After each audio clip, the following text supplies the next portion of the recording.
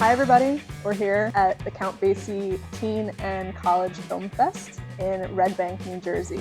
We are so excited to be here. We just finished interviewing all of our students. These are all students from the state of New Jersey, and we are just so thrilled to get to know them, to interview them, see what their passions are. We are having a blast here, and we wanted to share these interviews with you. They're students who are inspired and creating amazing things and changing the way our industry works already. So enjoy the interviews. My name is Matthew McIntyre. I go to Mount Olive High School, and my project is called Keepsake, and it's a short film about growing up and losing a loved one, unfortunately, and the pain that comes with that. What inspired you to make this film? Why this story? Well, I think about the films that I love and my favorite movies, and they all have this same sort of atmospheric kind of vibe to them, where the plot is not entirely clear, and it's more about the character and the like I said, atmosphere of the movie rather than the actual beat-to-beat story. And that's what I think my film is kind of about. What did you discover in the process? It could be a personal discovery, something you discovered about your craft. Well, I discovered how much I like making films without dialogue or very minimal dialogue, because filmmaking is a visual medium, and I think a lot of filmmakers forget that, and especially in the industry today, where there's so much exposition and so much dialogue, where they don't really let the visuals do the work, which I think they should, and that's what I kind of learned, to let the visuals do the work. Yeah. The biggest lesson that you learn in film is show, don't tell, right? Exactly. Yeah. Show, don't tell. Every professor says it. And every choice you make Yeah. influences what you're telling. So like, for instance, you decided, the differences of shooting SD versus HG, so like, or like the crop versus not crop, right? Yes. And when to utilize that, and for what reason. So it was clear what reason you were utilizing it for. So I thought that came through really well. Thank you. I'm happy that you noticed that, because I put effort You did into that deliberately. Like I did it on purpose. You did it. Yeah, I thought that worked really well.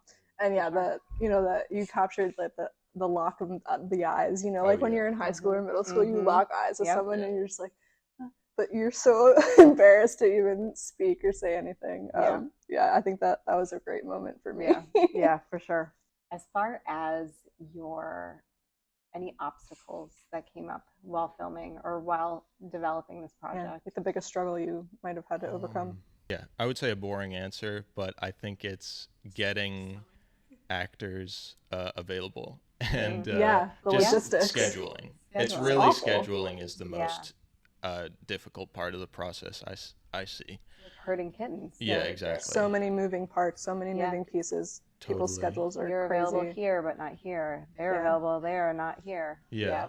I want to talk about the sound design. I basically did all of the editing and post-production and sound design, all that stuff myself. What I found, it's a lot easier to perfect it if you don't shoot the sound on the day, which is what I did for the scene at the party, where there was like none of the audio that I shot that day like appears in the final film, and that's all like added stuff. And what I've noticed is that's the best sounding section in the film, I think. Sound is really hard to capture. It's a very difficult craft. Do you have any advice for your future self? My future self, I would say don't get cocky, because I think that when I get to college or when I get into the industry, I'm going to realize that everybody else is just as good, if not better than me. So I don't want to think that I'm better than anybody else, and I want to make sure it's all focused on collaboration and bringing other people up as well as yourself in the business and in college. 100%. No, that is fantastic advice. If we could bottle that and give that to other people, we would. But you do have a unique perspective, so don't discount yourself. Yeah. You know, because yes, you'll be surrounded by many other talented people, but you know, you have a unique vision. 100%. So just stick to that. Yeah. Believe in yourself, trust yourself. Thank you.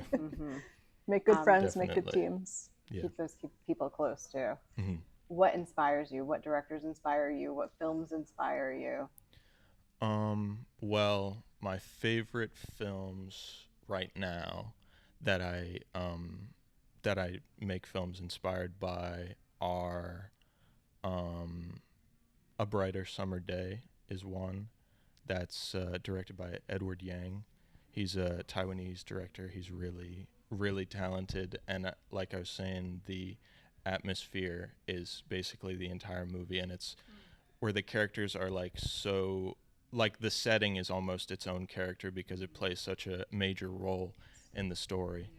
And other films like that are Call Me By Your Name and a bunch of films by Luca Guadagnino, because I just think that the setting of a story is like so important to getting the audience immersed, and that's what I would like to do with my films. So I like pretty much any filmmakers that have that kind of touch. I love and obviously Scorsese and, you know, like all those guys. Sure. I mean, we can't all have a Xanadu, but you know, a setting, you know, that comes to life, that becomes a character in and of itself. I love those types of films as well. So that's really cool. Thank you so much for joining us at the Count Basie Teen and College Film Festival. Meredith and I had an absolute blast talking to these amazing student filmmakers. So much fun. Inspired. We hope you enjoyed it too. Tune in next time on 101, a podcast.